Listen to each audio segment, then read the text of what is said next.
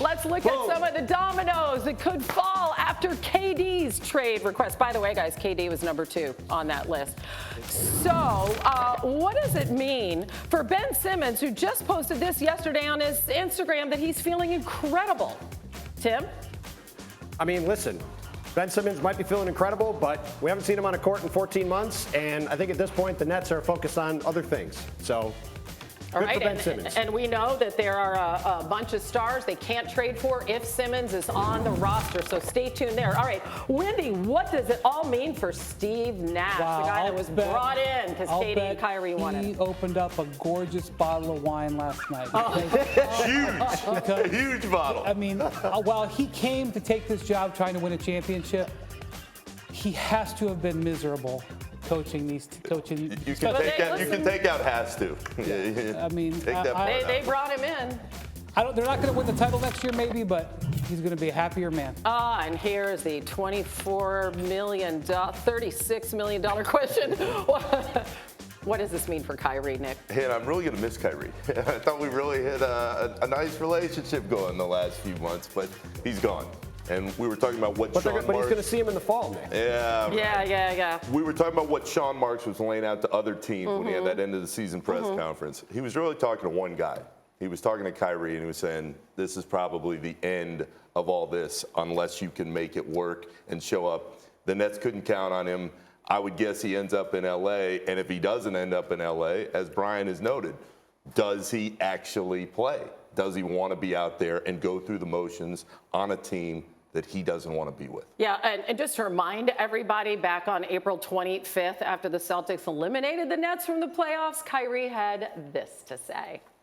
When I say I'm here with Kev, I think that it really entails us, managing this franchise together alongside Joe and Sean and just our group of family members that we have in our locker room, in our organization. It's like a family. It's like a bad family reunion. Yeah, all the family's got to go every other way. Got to get away. Right. Yeah, the faces in that room. Yeah, as I'm Kyrie, going to ask you because you were there. Right. We're sitting there, and he's saying this, and there are members in the organization in the back going, "Huh?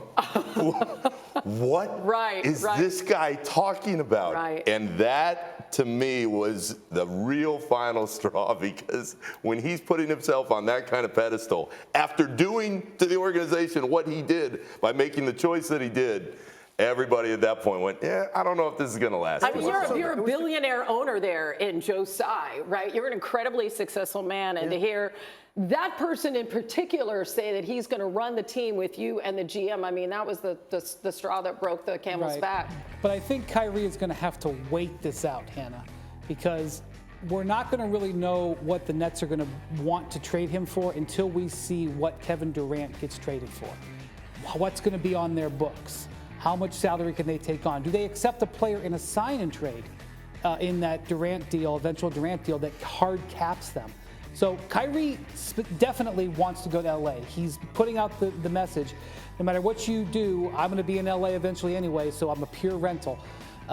He may be a part, as we said earlier, he may be a part of a Durant deal. I'm not going with Durant, but going to a third or fourth team. Let's discuss the Lakers real quick. Obviously, the Lakers are salivating at the possibility of trading for him. Not so much because they love the idea of Kyrie Irving. They love the idea of swapping out Russell Westbrook for Kyrie Irving. Okay. But Russell Westbrook makes $11 million more than Kyrie. That may be more than the Nets, who might be in the luxury tax, are willing to pay. And how much draft compensation can they squeeze out? So, Laker fans, Kyrie, you're going to have to sit there in the back seat and wait till the guy in the front seat, Kevin Durant, gets done. Well, and that's the irony of this whole situation, right? We spent the last week talking about Kyrie Irving, right? What's Kyrie Irving going to do? How's that going to impact other people? At this point, Kyrie Irving is a passenger in this story. This is Kevin Durant driving the bus, to use a phrase that's been used recently about Kevin Durant. Bus driver. He is the bus driver right now. He's driving down the highway, and Kyrie is in the back waiting to find out where he's going to go. Because to Brian's point, the Nets don't really care. I can't imagine the team wanting or needing to accommodate Kyrie in any way. Certainly not the way we've talked about with Kevin Durant. What's the opposite of the word accommodate?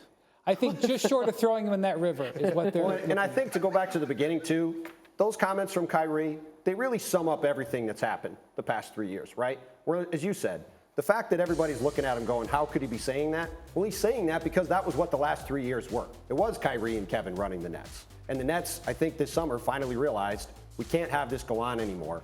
And if they are going to be back, things have to start to look different. How much of this is perceived around the NBA? You guys talk to so many people on the daily as a Nets issue or specifically a Kyrie issue. I think there's a pie chart, and we could debate on the percentages of the pie chart, but they definitely, I mean, the first order of business, they signed DeAndre Jordan to a $40 million contract when nobody would have given him a fraction of that deal. That was their first thing that they did, was bring in their friend at a $40 million number. It's one thing to have somebody that you like on a minimum contract making $2 million for 1 year, $40 million over 4 years. That from the start, before they even dealt with the coach, before they even dictated who was in the starting lineup, they dictated how they spent $40 million on a free agent.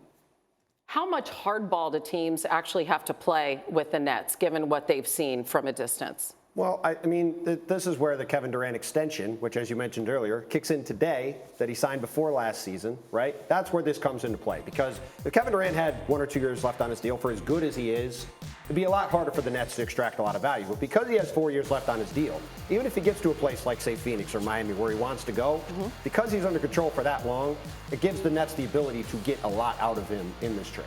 The difference to me, Hannah, is Kevin Durant, even as things got choppy at the end with the Thunder, with the Warriors, with the Nets, everybody in those organizations knew he was going to give everything he had every day to try and make them better. The work ethic was never questioned. The work ethic now for Kyrie in Cleveland, in Boston, and now Brooklyn is always in question because nobody knows if he's going to be there, and when he is there, what kind of teammate he will be. And so that's why Durant will almost always get the benefit of the doubt, and the Nets may go out of their way to accommodate him. And that's why with Kyrie, whatever they can do to help their team right now, they will do. They will do him no favors. Thank you for watching ESPN on YouTube. For live streaming sports and premium content, subscribe to ESPN+.